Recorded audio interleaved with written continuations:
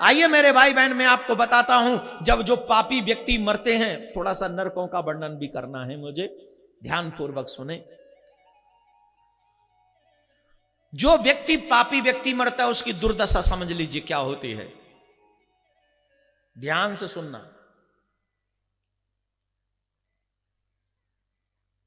जब वो पापी व्यक्ति मरता है तो मरने से पूर्व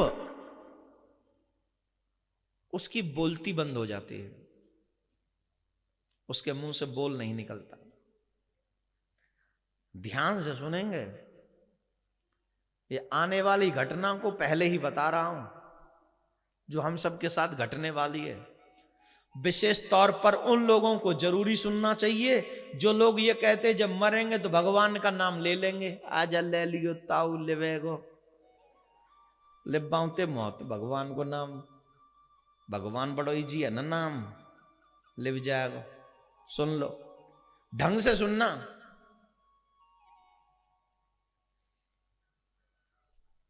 जिस समय जीव मरने वाला होता है उस समय उसकी बोलती बंद हो जाती है, मतलब आवाज आना बंद हो जाता है। जानते हो क्यों? कुछ देर के लिए परमात्मा उसे दिव्य दृष्टि दे देते हैं मरने से पहले। एक एक शब्द सुनना प्लीज। मरने से पहले परमात्मा उसे दिव्य दृष्टि दे देते हैं और वो दिव्य दृष्टि देने के बाद क्या असर होता है? बोले लोक और परलोक दोनों एक साथ दिखते हैं। उस कंडीशन में उसे लोक और परलोक दोनों एक साथ दिखते हैं। बोले उसका क्या मतलब हुआ? बोले मतलब सीधा सा है, ये लोक इसलिए दिखता है कि तूने क्या क्या कर्म किए हैं वो सब तुझे याद आते हैं। वो लोक क्यों दिखता है? बोले वहां पर तुझे उन लोक कर्मों का फल क्या क्या भोगना पड़ेगा वो दिखाए जाते हैं। समझ में आ गई? नहीं आई? और थोड़ा और क्लियर करो। आपने जो जीवन भर कर्म किए हैं वो विद इन सेकेंड आपके सामने आ जाते हैं, इसलिए तो ये लोक दिखता है।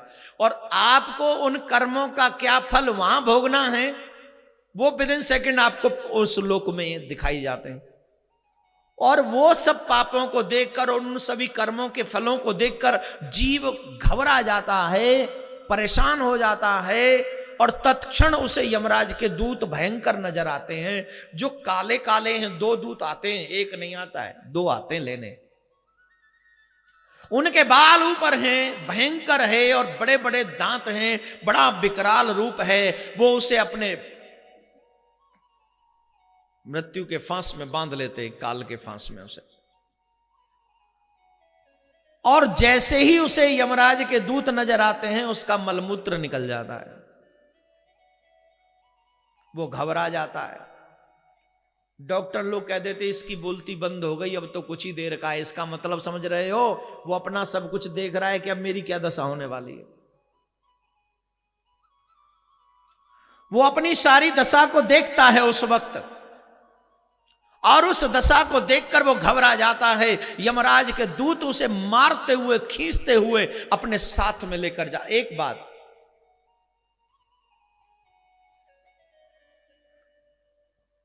जो पुण्यात्मा होते हैं उनके ऊर्ध द्वार से प्राण निकलते हैं, आत्मा निकलती है। और जो पापी होते हैं उनके प्राण अन्य भाग से निकलते हैं, अन्य द्वार से निकलते हैं। लेकिन उस जीव को यह पता नहीं चलता कि मैं मर गया। यहां से प्राण निकले और एक सूक्ष्म शरीर जो यमराज के दूत है के पास है वो उसमें समाविष्ट हो जाता है। और पड़ोसी तो घर वाले जो रिश्तेदार हैं वो मरे हुए उस स्थूल शरीर पर रोते रहते हैं, और वो जबरदस्ती उसे पकड़ के यमराज के दूत ले जाते हैं। तो वो कहता है अरे तुम रो क्यों रहे हो, मैं तो जिंदा हूं। कौन कहता है? जिसको यमराज के दूत खींच के ले जा रहे हैं। तुम रो क्यों रहे हो, मैं जिंदा हूं, मुझे बचाओ, ये जबरदस्ती ले जा रहे हैं। मृत्यु लोक से यमलोक दक्षिण दिशा में 86,000 योजन की दूरी पर है। कितनी? यमलोक जो है इस मृत्युलोक से 86,000 योजन की दूरी पर है। और हर एक दिन व्यक्ति 247 योजन पैदल चलता है, हर एक दिन। और उसी मार्ग में यमराज के दूत उसको कोड़ों से पीटते हुए लेके जाते हैं, जबरदस्ती खींचते हुए, ऐसे खींचते हुए ले जाते जैसे चोर को ये शासक जो राजा लोग होते हैं उनके जो मंत्री वगैरह या कर्मचारी पकड़ के ले जाते, वैसे जबरदस्ती खींचते हुए ले जाते, उसे जबरदस्ती खींचते हुए लेकर जाते हैं। फिर वो पहुंच जाता है वैतरणी के तट पर, ये 100 योजन। और इसके घाट कैसे हैं? बोले अस्थियां, हड्डियों के घाट हैं, हड्डियां ही हड्डियां हैं, अस्थियां ही अस्थियां हैं। और जैसे ही उस व्यक्ति को उस वैतरणी को पार किए बिना यमपुरी नहीं जाना है, वहीं होके जाना है, वही रास्ता है, ओनली वन वे, दूसरा कोई रास्ता ही नहीं है। और जैसे ही वो वैतरणी देखती है कि मेरे तट पर एक पापी आ गया, तो जानते हो क्या होता है? वो वैतरणी ठीक वैसे खोलने लग जाती है जैसे कढ़ाई में रखा हुआ घी खोलता है। कैसे खोलता है? जैसे कढ़ाई में रखा हुआ, जितनी तेज कढ़ाई में रखा हुआ घी खोलता है, उससे भी ज्यादा वो वैतरणी नदी खोलने लग जाती है जब पापी को अपने तट पर आया हुआ देखती है। और जब उसमें वो पार होने का प्रयास करता है तो वो जल उठता है, पूरा बदन जल उठता है उसका, रक्त और पीप और मवाद उसके मुंह में, कान में, नाक में जा रहे होते, परेशान हो जाता है। वहां बड़े बड़े दांतों वाले मगरमच्छ हैं, बड़े बड़े दांतों वाले सर्प हैं जो उसे नोच नोच के घायल कर देते हैं। बड़े बड़े दांतों वाले मगरमच्छ उसको खींच ले जाते हैं, कोई टांग खींच ले गया, कोई पाम खींच ले गया, कोई मूड़ खींच ले गया, कोई हाथ खींच ले गया, कोई गर्दन खींच ले गया। मरता नहीं है फिर भी इतने के बावजूद। ये सब वेदनाएं आपको और हमको उस वैतरणी नदी में होती है। और एक बात मैं आपको क्लियर कर दूं यहां पर, जो पापी अपने हाथों से दान पुण्य करके नहीं जाते, वो उस नदी में बार बार डूबते हैं। और कैसे डूबते हैं जानते हो? वो भंवर में फंस जाते हैं। भंवर समझ गए? आप तो जानते होंगे, नर्मदा के तट पर रहने वाले। अब अपनी शक्ल देखो, कितने टेंशन में आ गए हो आप। भयंकर टेंशन हो रही है महाराज, होनी भी चाहिए। और इस टेंशन को सीरियसली लेना। मैं सिर्फ कथा नहीं सुना रहा हूं, जीवन को बहुत बड़ा ज्ञान है इस वक्त। अरे मैया, ओ मैया, हेलो, कहां चली?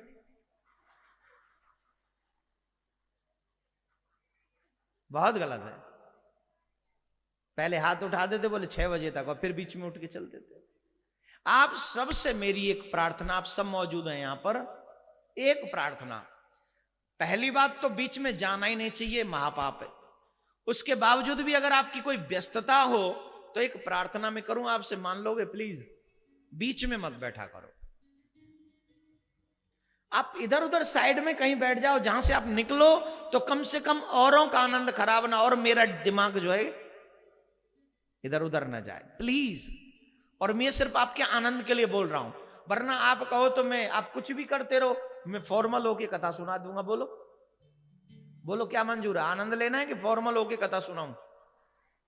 तो इसके लिए बहुत जरूरी आप अपने पड़ोसी श्रोताओं पे दबाव बना के रखें और सबको एक बात बता दें कि भाई अगर आपको जाना है तो आप पीछे की तरफ बैठिए प्लीज, और अगर आप पे इतना समय है जितना ठाकुर जी की कथा होनी है तो फिर आप बीच में बैठे और आनंद से झूमें और पूरी कथा एक एक शब्द कितना मार्मिक है। मैं कह रहा था बैतरणी पे जाना पड़ेगा, एक बुढ़िया जो मुझे लग रहा है कि 2-4 दिन में ही वहां जाएगी, कसम से वो पीछे से बीच में से खड़ी होके गई, घर पहुंच गई होगी। मैंने कल कहा था जिनको जल्दी थी वो चली गई घर पहुंच ली। एक और बात बता दूं, सबसे ज्यादा बूढ़े उठते बीच में,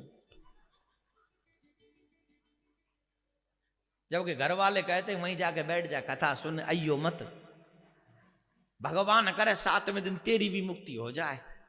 हम तो पंडित जी को 101 रुपए का दान दे दें अगर तू चल अपना मुक्ति हो जाए तेरी, तो है ना। लेकिन नहीं, मैं आप सबसे एक ही प्रार्थना करूंगा। देखो एक फिर खड़े हुए बाबूजी, और ये भी बुजुर्ग ही, देखो देखो देखो ना, तुम मत देखो पीछे वाले, आगे वो पीछे वाले सेटल कर लेंगे, देखो बूढ़े ही हैं। अरे राम राम राम, जोर से बोलना पड़ेगा। कल के लिए बता दूं, कथा पूरी करूं? क्यों है जी?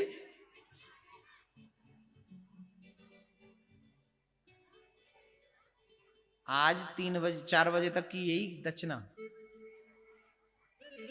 आप सबसे मेरा निवेदन है, मैं तो खुद आपको पूरा आनंद देना चाहता हूं, लेकिन उसके लिए एक ही प्रेम से आप मेरे साथ निभाइए, वादा करिए कि आप प्लीज बीच में मत उठा करिए, फिर मेरा आनंद बना रहेगा। तो जब मुझे आनंद आएगा तो नो डाउट कि आपको भी आनंद आएगा।